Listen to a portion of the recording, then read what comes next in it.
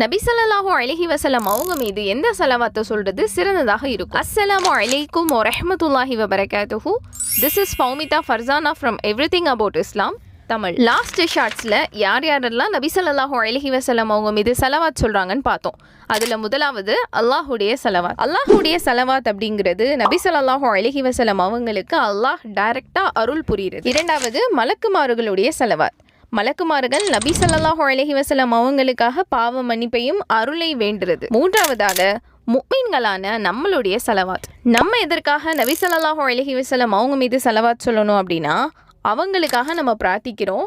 அல்லாஹ்விடத்துல இன்னும் உயர்வை அவங்களுக்காக கேட்கறது தான் நம்மளுடைய ஸலவாத்தாக இருக்கு. முதல்ல தலை சிறந்த ஸலவாத் நம்ம தொழுகையில் அத்தஹியாத்திற்கு பிறகு ஓதக்கூடிய அல்லாஹும்ம ஸல்லி அலா முஹம்மதின் அப்படின்னு வரக்கூடியது. இரண்டாவது அல்லாஹும்ம ஸல்லி அலா முஹம்மதன் நபியில் உம்மியி வஅலிஹி வஸல்லிம் தஸ்லீமா.